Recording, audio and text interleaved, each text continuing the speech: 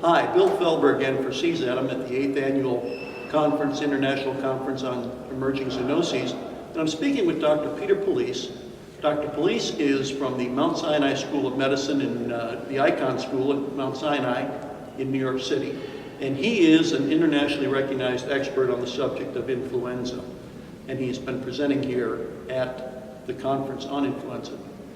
And we're speaking about the effort to move toward a universal influenza vaccine.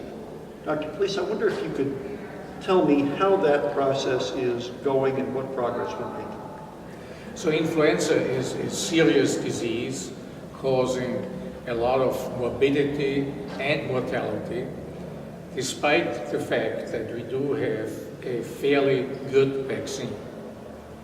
The problem with the vaccine is that one has to administer the vaccine every year, that it has to be given every year. And that makes it complicated because first it is costly, but also sometimes because it has to be administered and given every year, it is also different from one year to the other. And sometimes the vaccine is not as good as it should be, in other words, we call it is not matched to the circulating strain. And so the cost of doing it every year, calling people in to the doctor's office or having a nurse administer the vaccine is very cumbersome. So it would be wonderful if we would have a vaccine which would have to be given only once a lifetime or once every 20 years or even every 15 years. So that is something which we are trying to develop. Are we making progress toward that goal, do you think? That is a very good question. How close are we? And this is a collaboration of several people at Mount Sinai, my own group, that of Adolfo Garcia Sostre, and that of Florian Kramer. So we are three different groups, quite a lot of people working on making a universal influenza virus vaccine, which means it should be working and should be protecting for many, many years. And the question you ask is, how close are we?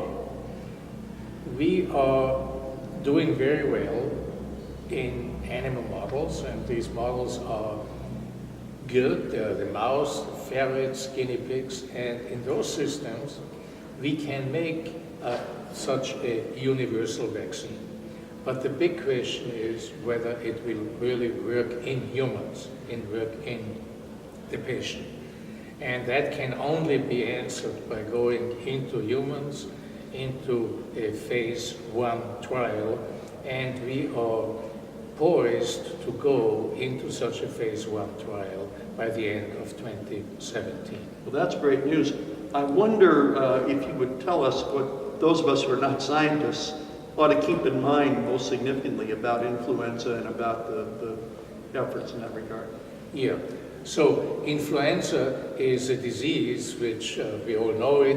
It is transmitted through the air, and it is a disease which can be very mild, but it can also be fairly severe, taking people out for a week or even 2 weeks, and then the very young and the very old are threatened and to actually have very serious disease, and unfortunately we also have death associated with infection by influenza viruses. So the most important thing, I presume, is to get that annual shot. So the vaccine we have is not perfect, but it is an underutilized vaccine, and also it is underappreciated. People do not really know that taking the vaccine is very, very, very safe, and it is protecting. Not 100%, but what is 100% in life, and it certainly reduces the level of severity of the disease, and even if we are not completely protected, it certainly is reducing the disease, and therefore is a very helpful approach. Dr. Palese, I appreciate your time very much. This is Bill Feldman for CZAT at the 8th International Conference on Emerging Zoonoses. Appreciate your attention. Thank you.